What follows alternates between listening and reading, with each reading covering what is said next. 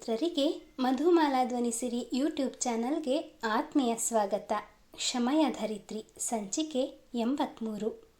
ತಮ್ಮ ಮನೆಯನ್ನು ಪರರಿಗೆ ಬಿಟ್ಟುಕೊಡಲು ಕ್ಷಮ 3 ದಿನಗಳ ಕಾಲಾವಕಾಶ ಕೇಳಿದ್ದಳು.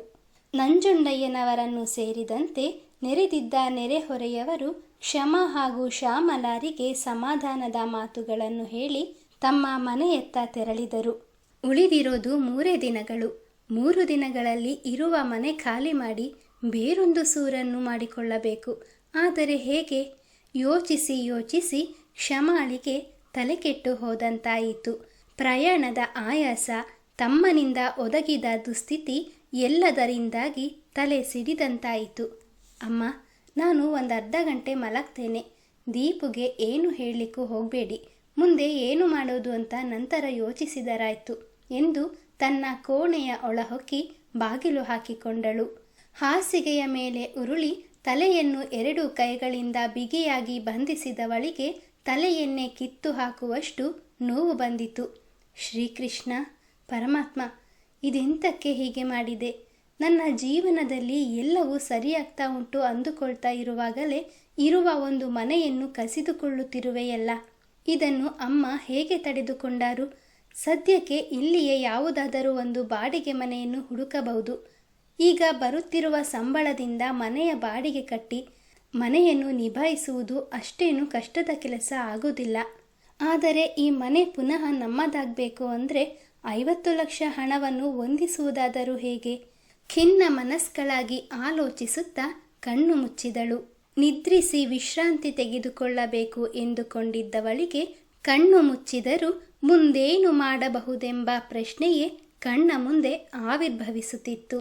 ದಿಗ್ಗನೆ ಕಣ್ಣು ತೆರೆದು ಎದ್ದು ಕುಳಿತವಳು ವ್ಯಾಕುಲತೆಯಿಂದ ಒದ್ದಾಡಿದಳು. ತನಗೆ ಬುದ್ಧಿ ತಿಳಿದಾಗಿನಿಂದಲೂ ಎದುರಿಸಿದ್ದ ಕಷ್ಟಗಳು ಅವಳನ್ನು ಮತ್ತಷ್ಟು ಗಟ್ಟಿಗೊಳಿಸಿದ್ದವು. ಮನಸ್ಸನ್ನು ಸ್ಥಿಮಿತಕ್ಕೆ ತಂದುಕೊಂಡು ಗಾಢವಾದ ಯೋಚನೆಯಲ್ಲಿ ಮುಳುಗಿದಳು. ಇಲ್ಲ, ನಾನು ಸುಮ್ಮನೆ ಕುಳಿತರೆ ಈ ಮನೆ ನಮ್ಮ ಕೈ ಬಿಟ್ಟು ಹೋಗೋದು ಖಂಡಿತ. ನಾನು ಎಂತಾದರೂ ಮಾಡಲೇಬೇಕು. ಅದಕ್ಕಾಗಿ ಹಣ ಬೇಕು. ಕೈ ತುಂಬ ಹಣ ಬೇಕು ಅಂದರೆ ಕೈ ತುಂಬ ಕೆಲಸವೂ ಬೇಕು ಎಂದು ಯೋಚಿಸುತ್ತಿದ್ದವಳಿಗೆ ತಟ್ಟನೆ ಒಂದು ಉಪಾಯ ಹೊಳೆದು ಮುಖದ ಮೇಲೆ ನಗು ಅರಳಿತು. ತಕ್ಷಣ ಎದ್ದು ಬಾಗಿಲು ತೆರೆದು ಹೊರಬಂದಳು. ಮಗಳು ಕೋಣೆಯ ಒಳಗೆ ಹೋದಾಗಿನಿಂದ ಕೋಣೆಯ ಬಾಗಿಲನ್ನೇ ದಿಟ್ಟಿಸುತ್ತಿದ್ದ ಶ್ಯಾಮಲ ನಿದ್ರಿಸಲು ಹೋದ ಮಗಳು ಇಷ್ಟು ಬೇಗ, ಅದು ಕೂಡ ನಗುಮುಖ ಹೊತ್ತು ಹೊರ ಬಂದದ್ದನ್ನು ಕಂಡು ಕುಳಿತಲ್ಲಿಂದ ಎದ್ದು ನಿಂತವರು, ಯಾಕೆ ಮಗಳೇ, ನಿದ್ರೆ ಬರಲಿಲ್ವಾ? ತಲೆ ತುಂಬ ನೋಯ್ತಾ ಇದೆಯಾ? ಬಾ, ನನ್ನ ತೊಡೆ ಮೇಲೆ ಮಲ್ಕೋ, ತೈಲ ಹಚ್ತೀನಿ, ಎಲ್ಲವೂ ಸರಿಯಾಗುತ್ತೆ ಎಂದು ತಲೆನೋವಿನ ತೈಲವನ್ನು ತಂದು ಕ್ಷಮಾಳನ್ನು ಮಡಿಲಿನಲ್ಲಿ ಮಲಗಿಸಿಕೊಂಡು ಒಂದೊಂದೇ ಹನಿ ತೈಲವನ್ನು ತಲೆಗೆ ಲೇಪಿಸಿ ಕಾಳಜಿ ಮಾಡಿದರು. ಅಮ್ಮನ ಹಸ್ತಸ್ಪರ್ಶ ಕ್ಷಮಾಳಿಗೆ ಎನಿಸಿತು. ಅಮ್ಮ, ನಾನು ಸದ್ಯದ ನಮ್ಮ ಕಷ್ಟಗಳಿಗೆ ಒಂದು ಉಪಾಯ ಹುಡುಕಿದ್ದೇನೆ. ಖಂಡಿತವಾಗಿಯೂ ನೀವು ಒಪ್ಪಲೇಬೇಕು ಎಂದು ಮಾತು ಪ್ರಾರಂಭಿಸಿದಳು. ಒಪ್ಪದೇ ಇರೋದಕ್ಕೆ ಹೇಗೆ ಸಾಧ್ಯ ಮಗಳೇ? ಅದೇನು ಅಂತ ಹೇಳು. ಶ್ಯಾಮಲ ನಿರ್ಭಾವುಕರಾಗಿ ನುಡಿದರು. ಅಮ್ಮ, ನಿಮಗೆ ಅವತ್ತೊಮ್ಮೆ ಹೇಳಿದ್ನಲ್ಲ, ನೆನಪುಂಟಾ? ಅಹಲ್ಯದೇವಿ ಅಮ್ಮ ನನ್ನನ್ನು ಬೆಂಗಳೂರಿಗೆ ಬಂದು ಬಿಡು ಅನ್ನುತ್ತಿದ್ರು. ಮನೆ ಬಿಟ್ಟು ಎಲ್ಲಿಯೋ ಇದ್ದು ಕೆಲಸ ಮಾಡಲಿಕ್ಕೆ ನನ್ನ ಮನಸ್ಸು ಒಪ್ಪಿರಲಿಲ್ಲ. ಆದರೆ ಇವತ್ತು ಮನೆಯೇ ನಮ್ಮ ಕೈ ಬಿಟ್ಟು ಹೋಗುವ ಪರಿಸ್ಥಿತಿ ಬಂದಿದೆ. ನಾನು 2 ದಿನ ಅವರ ಮನೆಯಲ್ಲಿಯೇ ಇದ್ದಾಗಲೂ ಸಹ ಅದೇ ಮಾತನ್ನೇ ಹೇಳಿದರು. ನೀನು ಯಾವಾಗ ಬಂದರೂ ನಿನಗೆ ಕೆಲಸ ಇದ್ದೇ ಇರ್ತದೆ ಅಂತ. ನಾವ್ಯಾಕೆ ಬೆಂಗಳೂರಿಗೆ ಹೋಗಬಾರ್ದು? ಇಲ್ಲಿಗಿಂತ ಅಲ್ಲಿ ಹೆಚ್ಚಿನ ಸಂಬಳ ಸಿಗ್ತದೆ. ಆಗ ಆದಷ್ಟು ಬೇಗ ಈ ಮನೆಯನ್ನು ಪುನಃ ನಮ್ಮದಾಗಿಸಿಕೊಳ್ಳಬಹುದು ಎಂದು ತನ್ನ ಮನದಿಂಗಿತವನ್ನು ತಿಳಿಸಿದಳು. ಕ್ಷಮಾಳ ಮಾತು ಅಮ್ಮನಿಗೂ ಸರಿ ಎನಿಸಿತು. ಮರು ಯೋಚಿಸದೆ, ಸರಿ ಮಗಳೇ, ನೀನು ಹೇಳಿದಂತೆ ಆಗಲಿ ಎಂದು ಅತಿರಿಕ್ತ ಭಾವದಿಂದ ಒಪ್ಪಿಗೆ ಸೂಚಿಸಿದರು. ಸರಿ ಅಮ್ಮ, ನಾನು ಈಗಲೇ ಕರೆ ಮಾಡಿ ಅವರಿಗೆ ವಿಷಯ ತಿಳಿಸ್ತೇನೆ. ನೋಡುವ ಮುಂದೆ ಎಂತ ಆಗ್ತದೆ ಎಂದು ಭಾರವಾದ ಮನಸ್ಸಿನಿಂದ ಶ್ರೀಪತಿಗೆ ಕರೆ ಮಾಡಿದಳು. ಆಗಷ್ಟೇ ಮಂಗಳೂರಿನ ಬ್ರಾಂಚ್ಗೆ ಭೇಟಿ ನೀಡಿ ಬೆಂಗಳೂರಿನತ್ತ ಪ್ರಯಾಣ ಬೆಳೆಸಿದ್ದ ಶ್ರೀಪತಿ ಮೊಬೈಲ್ ಪರದೆಯ ಮೇಲೆ ಕ್ಷಮಾಳ ಹೆಸರನ್ನು ನೋಡಿ ಕಾರನ್ನು ರಸ್ತೆಯ ಬದಿಯಲ್ಲಿ ನಿಲ್ಲಿಸಿ ಕರೆ ಸ್ವೀಕರಿಸಿದನು. ಹೇಳಿ ಕ್ಷಮಾ, ಇದೇನು ಕಾಲ್ ಮಾಡಿಬಿಟ್ಟಿದ್ದೀರಾ? ನಿಮ್ಮ ಲಗೇಜ್ ಕಾರ್ನಲ್ಲೇ ಉಳಿದಿಲ್ಲ ತಾನೇ ಎಂದು ಮಾತನಾಡುತ್ತಲೇ ಕಾರಿನ ಡಿಕ್ಕಿಯನ್ನು ತೆರೆದು ಪರೀಕ್ಷಿಸಿ, ಡಿಕ್ಕೀಲಿ ನಿಮ್ಮ ಲಗೇಜ್ ಯಾವುದೂ ಇಲ್ವಲ್ಲ ಎಂದು ಅವಳು ಹಲೋ ಎನ್ನುವ ಮುನ್ನವೇ ಇಷ್ಟನ್ನು ಹೇಳಿ ಮುಗಿಸಿದ್ದನು. ಹಲೋ ಎಂದು ಮೆಲುವಾಗಿ ಮಾತು ಪ್ರಾರಂಭಿಸಿದ ಕ್ಷಮ, ಶ್ರೀಪತಿಯವರೇ, ಲಗೇಜ್ ಒಂದೇ ಇದ್ದದ್ದು, ಅದನ್ನು ಇಳಿಯುವಾಗಲೇ ತೆಗೆದುಕೊಂಡೆ. ನೀವು ಎಲ್ಲಿದ್ದೀರಿ?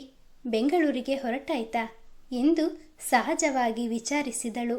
ತನ್ನವಳು ತನಗೆ ಕರೆ ಮಾಡಿ ಪ್ರೀತಿಯಿಂದ ವಿಚಾರಿಸಿಕೊಳ್ಳುತ್ತಿದ್ದಾಳೆ ಎಂದು ಭಾವಿಸಿದ ಶ್ರೀಪತಿ, ಈಗಷ್ಟೇ ಹೊರಟೆ ಕ್ಷಮ. ನೀವಿಲ್ದಿದ್ರೆ ಕಂಪನಿಯ ಯಾವ ಕೆಲಸಗಳು ಮುಂದಕ್ಕೆ ಹೋಗೋದೇ ಇಲ್ಲ ಅನಿಸುತ್ತೆ. ನಾಳೆ ಕಂಪನಿಗೆ ಹೋಗ್ತೀರ ತಾನೆ? ಸದ್ಯಕ್ಕೆ ಸದಾನಂದ್ ಎಲ್ಲವನ್ನು ಮ್ಯಾನೇಜ್ ಮಾಡ್ತಾ ಇದ್ದಾರೆ. ನೀವು ಅವರ ಜೊತೆ ಕೈ ಸೇರಿಸಿದ್ರೆ ಅವರಿಗೆ ಆನೆಯ ಬಲ ಬಂದಂತಾಗುತ್ತೆ ಎಂದನು. ಒಂದು ಕ್ಷಣ ಮೌನವಾಗಿದ್ದ ಕ್ಷಮ ಅವನ ಪ್ರಶ್ನೆಗೆ ಉತ್ತರಿಸುವ ಬದಲು, ಶ್ರೀಪತಿ, ನಿಮ್ಮ ಬಳಿ ಒಂದು ಮುಖ್ಯವಾದ ವಿಷಯವನ್ನು ಮಾತನಾಡಬೇಕಿತ್ತು. ನಾನು ಇನ್ನು ಮುಂದೆ ಬೆಂಗಳೂರಿನ ಕಂಪನಿಗೆ ಬರೋಣ ಅಂದುಕೊಂಡಿದ್ದೇನೆ. ಇದರ ಬಗ್ಗೆ ಅಮ್ಮನ ಬಳಿ ಮಾತನಾಡಬೇಕಿತ್ತು. ಇವತ್ತು ಅವರೊಂದಿಗೆ ನೀವು ಕೂಡ ಇಲ್ಲ. ಅವರೇನಾದರೂ ಬ್ಯುಸಿ ಇದ್ರೆ ಅಂತ ನಿಮಗೆ ಕಾಲ್ ಮಾಡಿದೆ ಎಂದು ಪೀಠಿಕೆ ಇಲ್ಲದೆ ತಾನು ಹೇಳಬೇಕೆಂದುಕೊಂಡಿದ್ದ ವಿಷಯವನ್ನು ತಿಳಿಸಿದಳು. ಕ್ಷಮಾಳ ಮಾತುಗಳನ್ನು ಕೇಳಿದ ಶ್ರೀಪತಿಗಂತೂ ನಿಂತಲ್ಲಿಯೇ ಕುಣಿದಾಡುವಷ್ಟು ಸಂತೋಷವಾಯಿತು. ಅವಳು ಬೆಂಗಳೂರಿಗೆ ಬರುವ ನಿರ್ಧಾರ ಮಾಡಿರುವ ಕಾರಣ ತಿಳಿಯದೆಯೇ, ಬಹಳ ಸಂತೋಷ. ನೀವು ಅಮ್ಮನ ಪ್ರಪೋಸಲನ್ನು ಒಪ್ತೀರಾ ಅಂತ ನನಗೆ ಖಂಡಿತ ಗೊತ್ತಿತ್ತು. ನೀವು ಈ ಶ್ರೀಪತಿಯನ್ನು ಬಿಟ್ಟು ಎಂದು ಏನನ್ನೋ ಹೇಳ ಹೊರಟಿದ್ದವನು ತಕ್ಷಣ ಹಲ್ಲು ಕಚ್ಚಿಕೊಂಡು, ಅಂದರೆ ಅಮ್ಮನಿಗೆ ನೋವಾಗಬಾರ್ದು ಅನ್ನೋ ಉದ್ದೇಶದಿಂದ ತಾನೇ ಇಷ್ಟು ಬೇಗ ನೀವು ನಿರ್ಧಾರ ಬದಲಿಸಿದ್ದು ಎಂದು ಉದ್ವೇಗದಿಂದ ಮಾತನಾಡುತ್ತಲೇ ಇದ್ದನು. ಅವಳು ಮಾತನಾಡುವ ಮುನ್ನವೇ ಕೈಗಡಿಯಾರ ನೋಡಿಕೊಂಡು, ಈಗ ಸಮಯ 5:15, ಅಮ್ಮನಿಗೆ ಚಹಾ ಕುಡಿಯೋ ಸಮಯ. ಖಂಡಿತವಾಗಿಯೂ ಅವರು ನಿಮಗೆ ಮಾತನಾಡೋದಕ್ಕೆ ಸಿಗ್ತಾರೆ. ನೀವು ಕಾಲ್ ಮಾಡ್ಬೋದು. ನಾನೀಗ ಕಾಲ್ ಕಟ್ ಮಾಡ್ತೀನಿ, ಆದಷ್ಟು ಬೇಗ ಬಂದ್ಬಿಡಿ ಎಂದು ಕರೆ ತುಂಡರಿಸಿದನು. ಅಬ್ಬಾ, ಅಂತೂ ಮನೆಯಲ್ಲಿ ಅಮ್ಮ ಪೂಜೆ ಮಾಡಿಸಿದ್ಕೂ ಸಾರ್ಥಕವಾಯಿತು. ನನಗೆ ಚೆನ್ನಾಗಿ ತಿಳಿದಿದೆ. ಕ್ಷಮ ನನ್ನ ಕಾರಣದಿಂದಲೇ ಬೆಂಗಳೂರಿಗೆ ಬರ್ತಾ ಇರೋದು. ಇನ್ನು ಪ್ರತಿದಿನ ಈ ಕಣ್ಣುಗಳಿಗೆ ಹಬ್ಬವೋ ಹಬ್ಬ. ಆದಷ್ಟು ಬೇಗ ಮನೆಗೆ ಹೋಗಿ ಅಮ್ಮನ ಬಳಿ ಇದರ ಬಗ್ಗೆ ಚರ್ಚಿಸಬೇಕು. ಕ್ಷಮ ಕಾಲ್ ಮಾಡಿ ಅಮ್ಮನಿಗೆ ವಿಷಯ ತಿಳಿಸಿದ್ರಂತೂ ಅಮ್ಮ ಕೂಡ ನನ್ನಷ್ಟೇ ಸಂತೋಷ ಪಡ್ತಾರೆ. ತನ್ನಷ್ಟಕ್ಕೆ ತಾನು ಮಾತನಾಡಿಕೊಂಡ ಶ್ರೀಪತಿ ಡ್ರೈವಿಂಗ್ ಸೀಟಿನಲ್ಲಿ ಕುಳಿತು ಮೊದಲಿಗಿಂತಲೂ ವೇಗವಾಗಿ ಗಾಡಿ ಚಲಾಯಿಸಿದನು. ಇತ್ತ ಶ್ರೀಪತಿ ಕರೆ ತುಂಡರಿಸುತ್ತಿದ್ದಂತೆ ಕ್ಷಮ ಅಹಲ್ಯದೇವಿಯವರ ಮೊಬೈಲ್ ಸಂಖ್ಯೆಗೆ ಕರೆ ಮಾಡಿದಳು. ಮಗು ಕ್ಷಮ, ನಾನು ನಿನ್ನ ಕರೆಗಾಗಿ ಕಾಯ್ತಾ ಇದ್ದೆ. ಆಗಲೇ ಶ್ರೀಪತಿ ಕರೆ ಮಾಡಿ, ನೀವು ಸ್ವಲ್ಪ ಸಮಯದ ಹಿಂದಷ್ಟೇ ಮನೆ ತಲುಪಿದ್ರಿ ಅಂತ ಹೇಳ್ದ. ನೀನು ವಿಶ್ರಾಂತಿ ತಗೊಳ್ತಾ ಇರ್ಬೋದು, ರಾತ್ರಿಯೊಳಗೆ ಕರೆ ಮಾಡ್ಬೋದು ಅಂದ್ಕೊಂಡಿದ್ದೆ. ಮತ್ತೆ ಪ್ರಯಾಣ ಎಲ್ಲ ಹೇಗಿತ್ತು ಮಗು? ಏನೂ ತೊಂದರೆ ಆಗಲಿಲ್ಲ ತಾನೇ? ಅಂದಹಾಗೆ ನಿಮ್ಮ ತಾಯಿ ಆರಾಮಿದ್ದಾರೆ ಅಲ್ವಾ? ನಿನ್ನೆ ಯಾಕೆ ನಿನ್ನ ಕಾಲ್ ರಿಸೀವ್ ಮಾಡಲಿಲ್ವಂತೆ ಎಂದು ಒಂದೇ ಸಮನೆ ಪ್ರಶ್ನಿಸಿದರು. ತೊಂದರೆ ಎಂತ ಆಗಿಲ್ಲ ಅಮ್ಮ. ಶ್ರೀಪತಿಯವರು ತುಂಬ ಸೇಫ್ ಡ್ರೈವಿಂಗ್ ಮಾಡ್ತಾರೆ.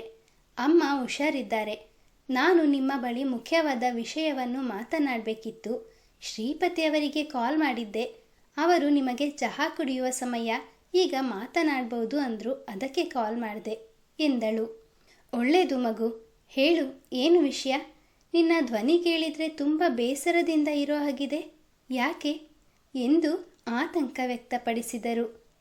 ಅಮ್ಮ, ಇಲ್ಲಿ ಒಂದು ತೊಂದರೆ ಆಗಿದೆ. ವಿಷಯ ಏನು ಅಂತ ನಿಮ್ಮನ್ನು ನೇರವಾಗಿ ಭೇಟಿಯಾದ ನಂತರವೇ ಹೇಳ್ತೇನೆ. ಅವಳು ಮಾತು ಮುಂದುವರಿಸುವ ಮುನ್ನವೇ, ಇವತ್ತಷ್ಟೇ ಇಲ್ಲಿಂದ ಹೊರಟಿದ್ದೀಯಾ? ಪುನಃ ಬೆಂಗಳೂರಿಗೆ ಬರೋ ಪ್ಲ್ಯಾನ್ ಏನಾದರೂ ಇದೆಯಾ? ಅಷ್ಟಕ್ಕೂ ತೊಂದರೆ ಆಗಿರೋದಾದರೂ ಏನು ಮಗು ಎಂದು ಕಾಳಜಿಯಿಂದ ಕೇಳಿದರು. ಅಮ್ಮ, ಅದು ನಾನು ಬೆಂಗಳೂರಿಗೆ ಬಂದು ಅಲ್ಲಿಯ ಕೆಲಸವನ್ನು ಮುಂದುವರಿಸೋಣ ಅಂದುಕೊಂಡಿದ್ದೇನೆ. ಅಮ್ಮ ತಮ್ಮ ಕೂಡ ನನ್ನ ಜೊತೆಗೆ ಬರ್ತಾರೆ. ಅಚೇತನಳಾಗಿದ್ದ ಕ್ಷಮ ಚುಟುಕಾಗಿ ಉತ್ತರಿಸಿದಳು. ಅವಳು ಹೇಳಿದ ವಿಷಯವನ್ನು ಕೇಳಿ ಶ್ರೀಪತಿಯಂತೆ ಅಹಲ್ಯಾದೇವಿಯವರಿಗೂ ಅಮಿತ ಆನಂದವಾಯಿತು.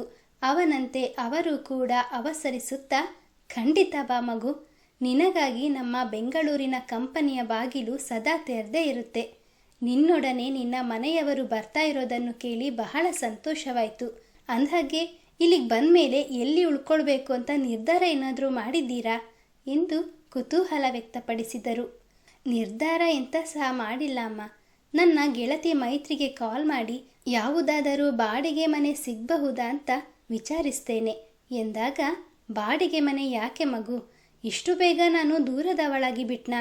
ಅಹಲ್ಯಾದೇವಿ ಬೇಸರದಿಂದ ನುಡಿದರು. ತನ್ನಿಂದ ಅವರಿಗೆ ಬೇಸರವಾಯಿತೆಂದು ಕ್ಷಮಾಳ ಮನಸ್ಸು ಖೇದಗೊಂಡಿತು. ಅಮ್ಮ, ಎಂತಕ್ಕೆ ಹಾಗೆ ಮಾತನಾಡ್ತೀರಿ? ಸದ್ಯಕ್ಕೆ ನಮಗೆ ಭರವಸೆ ಅಂತ ಇರೋದು ನೀವು ಮಾತ್ರ. ಅದಕ್ಕಾಗಿಯೇ ನಾವು ಬೆಂಗಳೂರಿಗೆ ಬರುವ ನಿರ್ಧಾರ ಮಾಡಿದ್ದು, ಕ್ಷಮಾ ಮ್ಲಾನವಾದ ಧ್ವನಿಯಲ್ಲಿ ಹೇಳಿದಳು. ಹಾಗಾದರೆ ಕೇಳು, ನೀನು ಯಾವ ಬಾಡಿಗೆಯ ಮನೆಯನ್ನು ಮಾಡ್ತಾ ಇಲ್ಲ. ಯಾವಾಗ ಬರ್ತೀಯ ಅಂತ ಹೇಳು, ನಮ್ಮ ಮನೆಯಲ್ಲಿಯೇ ಎಲ್ಲ ವ್ಯವಸ್ಥೆಯನ್ನು ಮಾಡಿರ್ತೀನಿ ಎಂದರು. ಸಂಸಾರ ಸಮೇತ ಅವರ ಮನೆಯಲ್ಲಿಯೇ ಉಳಿದುಕೊಳ್ಳುವುದು ಕ್ಷಮಾಳಿಗೆ ಸರಿ ಎನಿಸಲಿಲ್ಲ. ಅಮ್ಮ, ತಪ್ಪು ತಿಳಿದುಕೊಳ್ಬೇಡಿ.